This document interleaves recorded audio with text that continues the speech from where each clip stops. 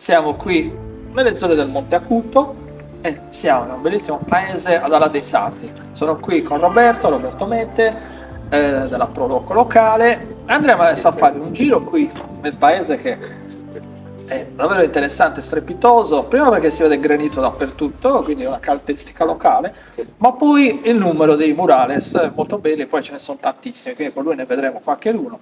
Allora, il paese di Alà, diciamo la prima citazione storica nelle fonti di Ala dei Sardi del 1106, un atto di nomina del reggente della diocesi di Castro nominava appunto tra i 27 villaggi della diocesi Ala dei Sardi. Poi c'è un vuoto di parecchi secoli e bisogna aspettare il 1500 anno in cui si trovano alcune fonti spagnole che parlano appunto di Ala dei Sardi, della crisi di vocazione, quindi il vescovo Bacalar di Alghero aveva commissionato due preti di Ala dei Sardi. È il periodo in cui iniziano le prime fonti storiche un pochettino più diffuse, più frequenti, e in effetti questo coincide con il periodo di rinascita del paese. Fino a quel periodo tutte le popolazioni stavano sparse attorno alle campagne, quindi non c'era un centro vero e proprio. Dopo il 1600 invece, con la nascita della chiesa di Santa Maria, questo ha fatto da fulcro e quindi tutte le popolazioni che erano sparse nel territorio si sono date appuntamento appunto per vivere assieme proprio in questa zona. Questo è il centro storico seicentesco-settecentesco. Quindi con la nascita della chiesa di Santa Maria si è iniziati con una trentina di fuochi, cioè di famiglie, e dopo nel giro di 50 anni si è arrivato prima a 120 abitanti e poi addirittura a 270. Quindi in questo periodo, con l'avvicinarsi di queste popolazioni al paese, è nato il centro storico del paese, che è fatto in pietra ed è appunto espressione del popolamento che c'è stato in quel periodo. 1700 la popolazione si stabilizza in 500 abitanti e quindi nasce un vero e proprio centro abitato con il nome di Alà. Poi nel 1864 questo nome verrà cambiato in Ala dei Sardi per distinguerlo da altre cittadine in Italia che avevano un nome molto simile. Allora Roberto, nel paese una cosa che attrae moltissimo e anche coinvolge i visitatori sono i murales. Ce ne sono tantissime, forse anche quasi 30, una trentina. Una trentina in tutto. Dici qualcosa, è stata un'idea per la promozione del territorio, l'avete portata avanti nel corso degli anni e anche magari chi è l'artista? Sì, allora l'idea è stata questa: volevamo abbellire un pochettino i muri del paese, no? Anche per spezzare col granito. Il granito è bello, però effettivamente questa linea continua di granito era un pochettino pesante. Quindi abbiamo deciso di fare dei murales per una maniera un pochettino originale, nel senso che abbiamo coinvolto un maestro muralista e gli abbiamo detto se acconsentiva a fare una scuola di muralisti. Quindi abbiamo avuto una trentina di adesioni da parte dei giovani del paese che hanno seguito questo maestro, e quello che ne è scaturito è, nel giro di 2 anni, questa scuola di murales è stata bissata anche l'anno successivo, e alla fine hanno lasciato in pegno ad Alà appunto una trentina di murales. Questi murales sono rappresentativi delle caratteristiche del paese. Noi abbiamo visto il murales sul canto a tenore. Alà è forse, diciamo, il paese più a nord nella Sardegna nella quale si aveva la tradizione del canto a tenores. E poi ci sono tutte le scene di vita agropastorale che quindi rappresentano appunto la tradizione di Ala dei Sardi. Quindi adesso vediamo che effettivamente il successo è enorme, tanti visitatori vengono qui, guardano i murales, si fanno la foto, quindi significa che apprezzano questo sforzo che abbiamo fatto. E non escludo che magari in futuro si possa anche continuare in questo percorso e quindi riempire il paese di altri murales. Adesso guardate qua, anche qua, guardate qua, c'è una fessura, un buco. Adesso qua entriamo all'ingresso. E questo è il cancello originario. Questo è il cancello originale, guardate qua, ma dove siamo? Questo è il Palazzo Corda Colonna, appunto il palazzo della famiglia più facoltosa del paese tra la fine dell'Ottocento e l'inizio del 1900.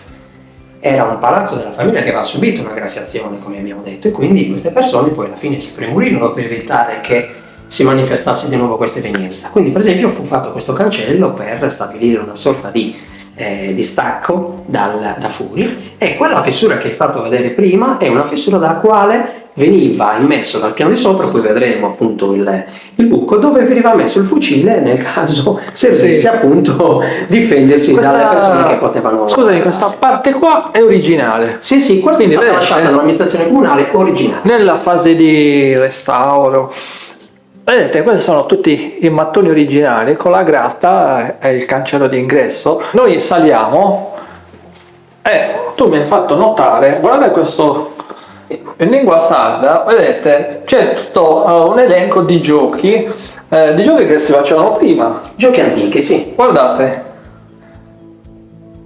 adesso vi inquadro bene da vicino, così chi ha voglia di leggere anche il tipo di gioco può anche guardarlo.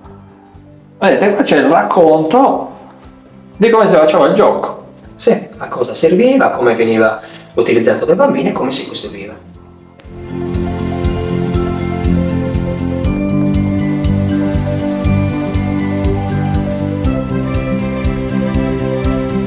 Prima c'è una fessura, adesso andiamo a vederla, Roberto. Guardate qua, vedete? Tutta la fase di restauro è stato lasciato quel foro che abbiamo visto all'ingresso, eccolo qua. Quindi qui succedeva che la persona per paura, per sì, magari proteggersi, controllavano da qua, dalla finestra, se erano persone gradite o sgradite, e qualora fossero persone sgradite, ricordiamoci che avevano subito una grassazione molto violenta, c'erano state anche delle morti violente, no? Dalla parte dei banditi, allora loro mettevano il fucile qua sotto e quindi minacciavano eventualmente le persone che avevano cattive intenzioni nei loro confronti.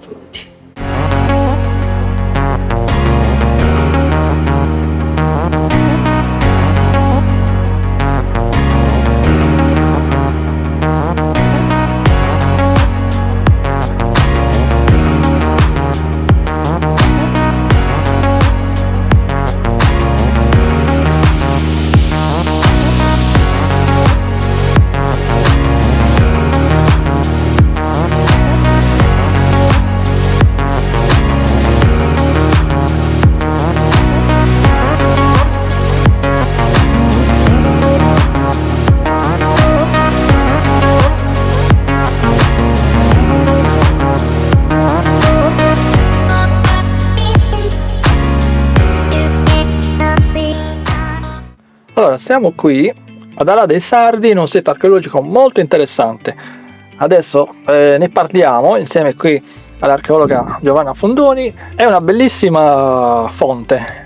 Qua ci troviamo su un'area cultuale nuragica molto importante nel territorio della dei Sardi. Questo è il complesso di Sornuratolos, un'area cultuale composta da diversi templi, una sorta di santuario dell'epoca nuragica. E qua dentro siamo all'interno della fonte sacra, uno dei templi più importanti di questo complesso.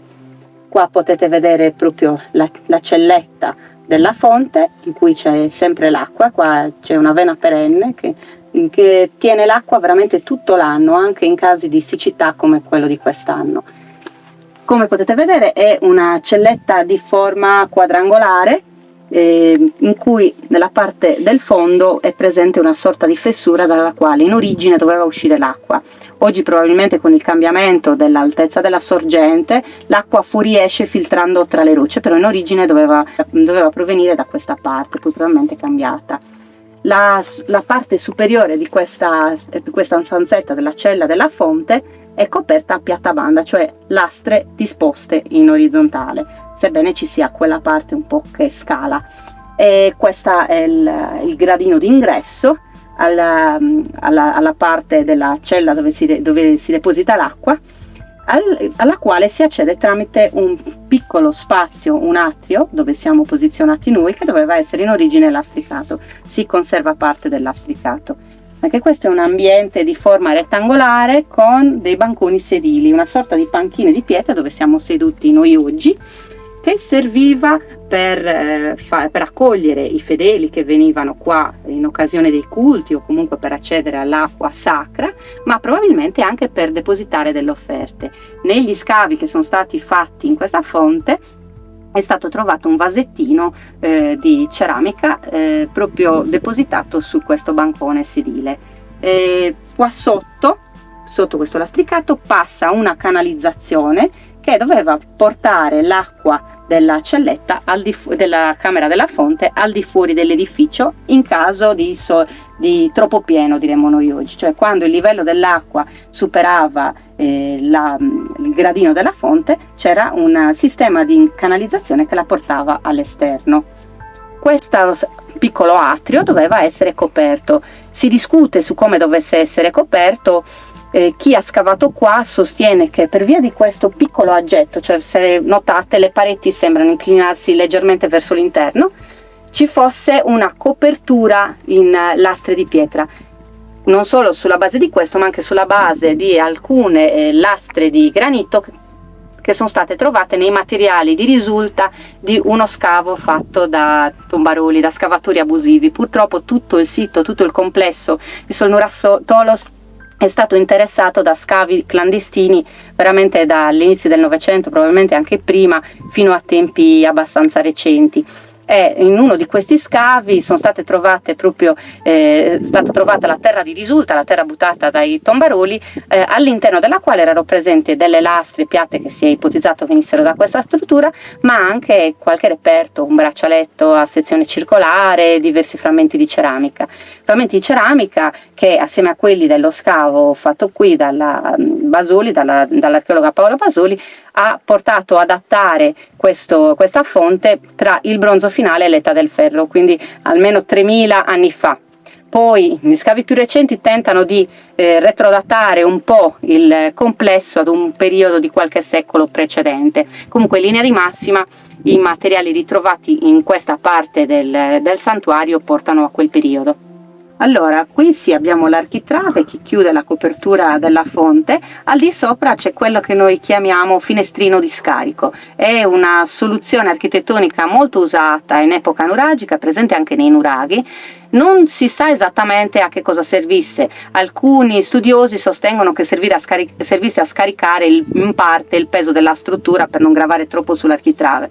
In realtà altri studi fatti da parte di architetti e ingegneri strutturisti sostengono che non abbia veramente tutta questa utilità. Non sappiamo esattamente. Comunque al di là della funzione strutturale che potrebbe o non potrebbe aver avuto, è probabile che fosse utile comunque anche per depositare qualcosa. Non possiamo dirlo con certezza perché in queste situazioni non si è trovato niente al suo interno, però insomma non si può escludere di sicuro.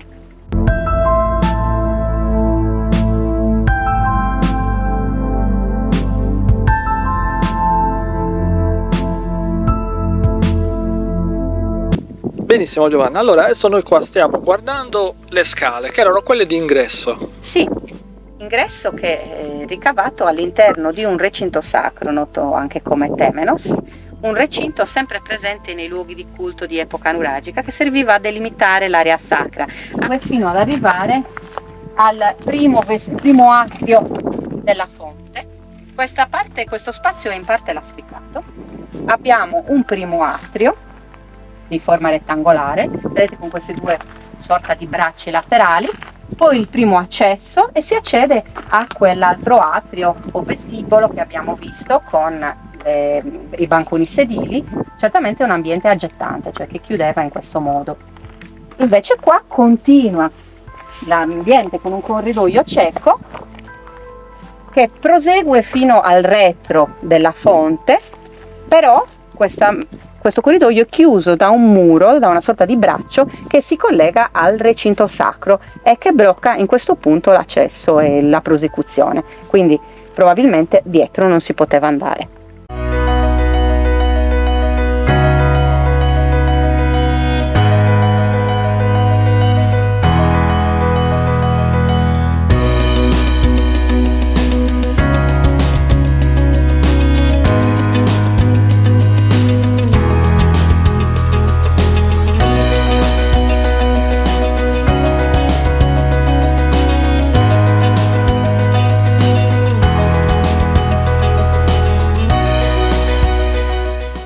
Questa è un'altra meravigliosa struttura.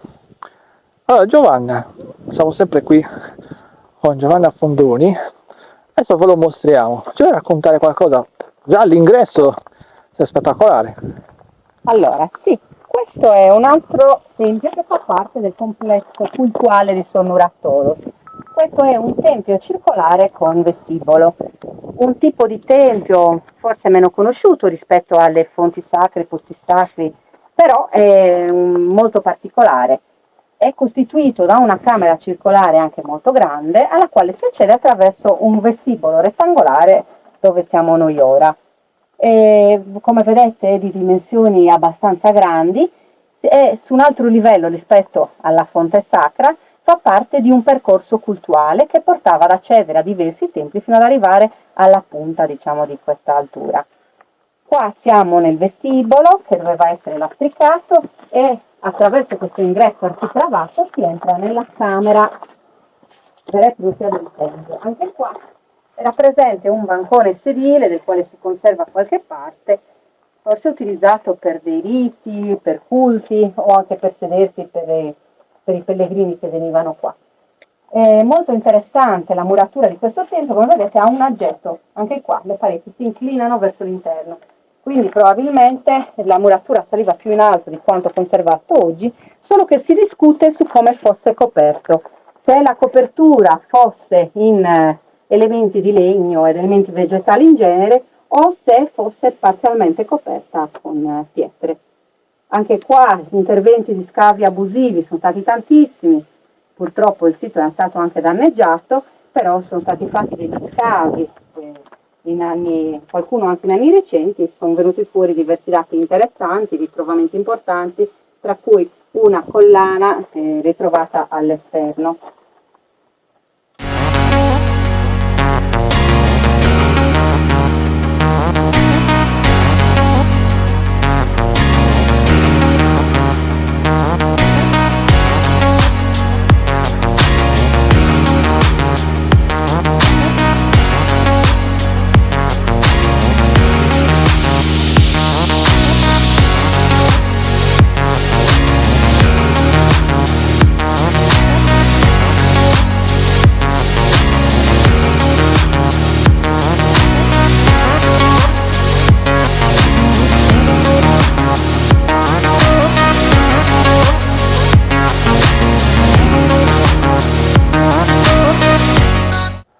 Siamo nella terza parte di questo complesso cultuale, che come abbiamo visto è una sorta di santuario costituito da diversi templi posti su livelli differenti fino ad arrivare alla cima di Punta Senalonga.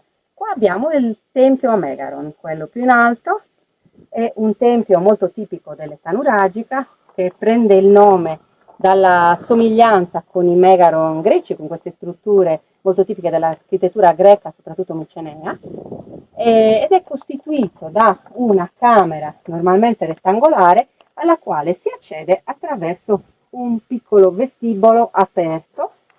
Per questo motivo vengono chiamati anche templi inantis. Inantis perché ha queste due braccia davanti alla camera, che creano questo piccolo atrio vestibolo che immette all'interno della camera vera e propria. Potete vedere anche qua uno spazio rettangolare con bancone sedile sul quale ci si poteva sedere o deporre delle offerte, un pavimento parzialmente lastricato, qua è molto interrato. Anche qui pavimento parzialmente lastricato, il tempio è stato restaurato, come potete vedere dal cemento nelle pareti. Le pareti anche qua hanno un minimo di aggetto, cioè convergono verso l'interno, però la copertura in questo caso doveva essere fatta con elementi vegetali. Si è proposta la presenza di un tetto a doppio spiovente, quindi con delle grandi travi che convergevano e creavano due spioventi, poi coperto da altri elementi vegetali. Guardate la bellezza della muratura di questo tempio. Poi abbiamo anche qui un altro ambiente. Sì, questo tempio è incluso all'interno di un recinto sacro, come abbiamo visto per tutti gli altri templi, e un recinto che racchiude anche un altro ambiente accessorio, diremmo noi, al quale si accede attraverso questo gradino, l'ambiente circolare, piccolo, anche questo lastricato, qua si vedono le tracce di massa del lastricato, e con bancone sedile. Non sappiamo esattamente a che cosa servisse, ma probabilmente era un ambiente accessorio del tempio, visto che si trova così vicino ed è collegato al tempio stesso, probabilmente era legato al culto, ad altri tipi di attività connesse al tempio, a qualcosa che facevano i religiosi, non sappiamo esattamente, però sono molto frequenti questi ambienti accessori. Sì, riusciamo a vedere l'altra parte di questo complesso, lì vediamo il tempio circolare, si vede proprio Sì. qua sotto. Ma non solo, la posizione di questo tempio domina veramente tutta Esatto, questa questo- vallata, tutta questa parte di territorio, quindi c'è una visibilità incredibile, un controllo sul territorio incredibile. Quindi, allora, vi dico che è una fatica arrivare fin qui, adesso qua siamo davvero in alto, Siamo a 1000 metri. 1000 metri, infatti siamo in alto. Voi immaginate lì nel momento della costruzione, una fatica immensa, quindi ci doveva essere davvero una buona ragione per costruire questi templi. Sicuramente solo una motivazione religiosa può portare a costruire un santuario, un complesso a questa altezza e soprattutto su diversi piani, con un percorso, quindi Sì. probabilmente c'è una ragione religiosa, culturale o anche ideologica. E come si può vedere dalle immagini, si sale lungo un piccolo sentiero e man mano si trovano i vari templi, come se fossero tappe di un percorso cultuale, una sorta di possibile strada di pellegrinaggio, perché no?